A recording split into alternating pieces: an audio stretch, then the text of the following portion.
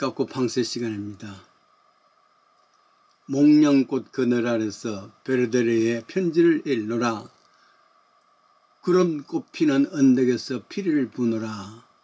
시인 박목의 4월에라는 시입니다. 아마도 시보다는 가곡으로 더 많이 들었으리라 생각이 됩니다. 실은 우리 집 앞에 목련꽃나무가 있습니다. 그런데 보니까 그늘이 별로 없습니다. 그래도 시인은 그 그늘 아래서 괴테의 베르데르의 슬픔 소설을 읽고 있던 것입니다. 상황의 그림을 상상하면 참 고독한 모습이라 생각이 됩니다. 누구나 오로지 혼자 있을 때 온전히 스스로가 된다 하는 이야기가 있습니다. 고독했을 때 자신을 볼 수 있단 말이죠. 내가 좋아하는 철학자들 쇼펜하우어, 니체, 킬케골 공통점이 있습니다. 바로 일생을 독신으로 살았고 고독을 즐기는 사람들입니다. 고독한 자에서 많은 사상들 연결해진 것 같습니다. 목회자는 고독합니다. 더구나 준비한 설교가 바닥을 칠 때, 죽소왔을 때 생각해 보십시오. 쓸쓸한 그 고독이 있습니다. 목회 경험에서 나오는 겁니다. 어느 목사님 사모가 미국의 이야기입니다. 한 번씩 다락에 자기는 내려가면서 남편 목사에게 다락에 가지 마세요. 만약 꼭 다락에 올라갈 일이 있다면 그 옆에 박스가 있을 텐데 박스는 건드리지 마십시오. 큰일 나겠습니다. 엄포를 놓습니다. 이상하다. 그 안에 무엇이 있기에 그럴까? 목사님은 궁금해서 건들 수가 없습니다. 그러나 사모의 명령에 따를 수밖에 없지요. 약속을 지켰습니다. 어느 날입니다. 사모가 한 주간 동안 친정에 갔다 올 일이 생겼습니다. 가시고 난 뒤에 목사님 혼자 생각하다 보니까 다락에 생각이 났단 말이죠. 아무도 없을 때에 한번 보고 싶단 말이에요. 다락에 올라가고 싶고 박스에 뭐가 있는지 궁금해서 견딜 수가 없습니다. 어느 날 약속을 깨고 다락에 올라가 봤죠. 근데 정말 박스가 있는데 그 박스를 열어보았습니다. 별것 아니란 말이죠. 왜냐하면 그 박스에는 계란 5개와 현금 약 50불 그렇게 있었단 말이죠. 이게 무슨 비밀이라고 생각하면서 사모가 돌아왔을 때 양심 고백을 합니다. 내가 하도 보고 싶어서 올라가서 보았소. 약속을 깨서 미안해요. 근데 도무지 계란은 먹었고 50불 60불 돈은 뭐예요? 왜 그게 비밀이라고 야단이요? 사모가 슬퍼합니다. 목사님, 지난 3년 동안 목회할 때 설교할 때마다 매번 좋은 것은 아니었습니다. 목사님의 설교가 죽을 쏠 때 내가 컴플레인하고 내가 뭐 잔소리하는 것보다는 계란 하나씩을 올려놓는 그렇게 했습니다. 목사님은 기분이 좋단 말이죠. 지난 3년 동안 계란이 5개밖에 없으니까 그 많은 설교 시간 중에 5번 정도만 죽을 수 없구나. 다른 때는 은혜가 없구나. 그런 생각했답니다. 근데 아니 계란은 5개지만은 옆에 있는 5, 60불 현금은 뭐예요?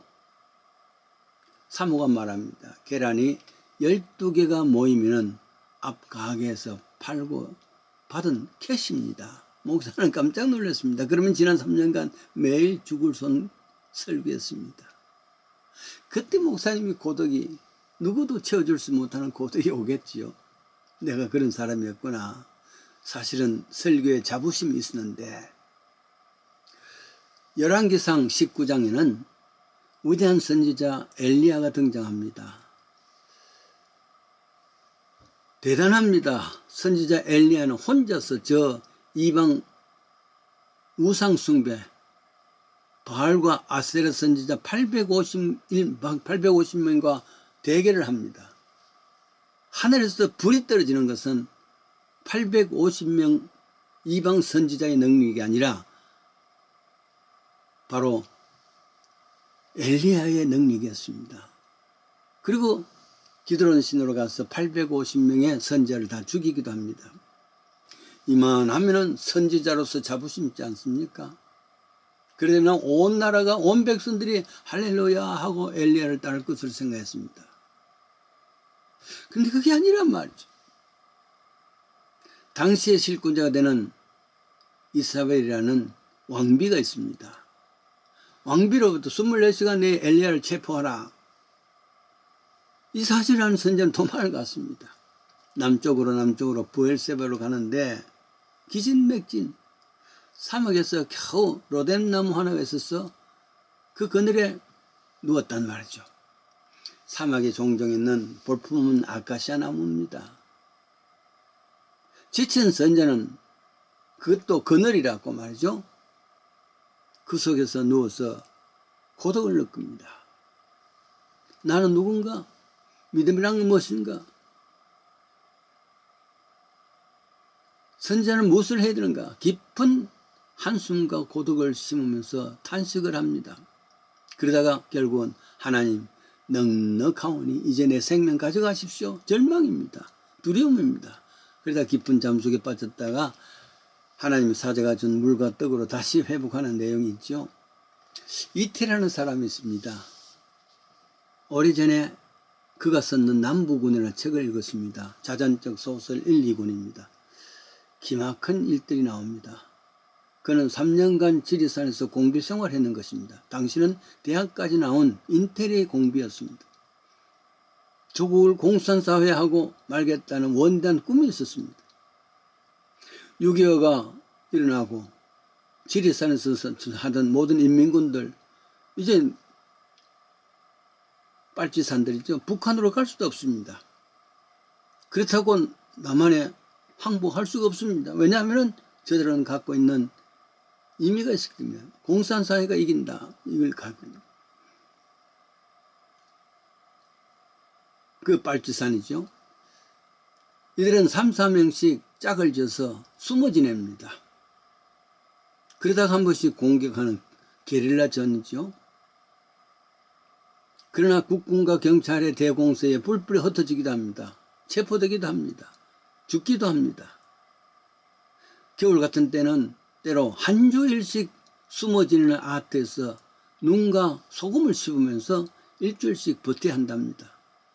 마지막 군경에 공격을 당하고서 아직도 뿔뿔이 흩어지는데 보통 흩어질 때에 비밀의 약속이 그 다음에 어디에서 만나자는 약속이 있답니다만 그럼 갑자기 하다 보니까 그런 것도 못하고 홀로 남을 때가 있다는데 이러한 공비를 돼지라 길 잃은 돼지란 말이죠. 얼마나 두렵고 고독한지 말이죠. 소나무 그늘에서 고독을 씹는다 그럽니다. 다시 한번 동물이 인간 되기 위해서는 수만 년 걸리지만은 인간이 동물이 되기 위해서는 돼지가 되기 위해서는 며칠이면 가능하다. 지금 뿔뿔이 흩어진 사람들이 다 돼지가 됐단 말이에요. 그런데 이러한 고독일 때 인간의 정신이 가장 명료할 수 있답니다.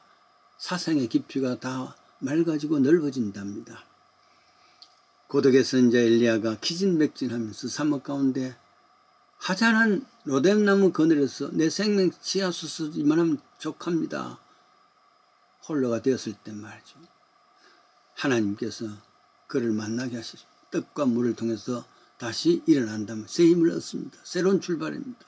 인간은 가장 외롭고 고독할 때 하나님을 만나랍니다. 시편 119편 64절이죠. 내가 고난당하기 전에는 그릇 행하였더니 이제 주의 말씀을 지키나이다. 고난이라는 것이 내게 유익이라 이로 인해서 주의 윤리를 배우게 되었나이다. 고독한 시간 오직 나와 하나님만 만났을 때 하나님의 윤리를 배우는 겁니다. 좁은 길에서 있었습니다. 그랬습니다. 선지자나 목회자만이겠습니까? 우리 모든 믿는 자의 모습이 이와 같은 모습으로 고독한 그 시간에 하나님께서 주시는 손을 붙잡을 수 있는 복된 미래가 되시기를 원합니다.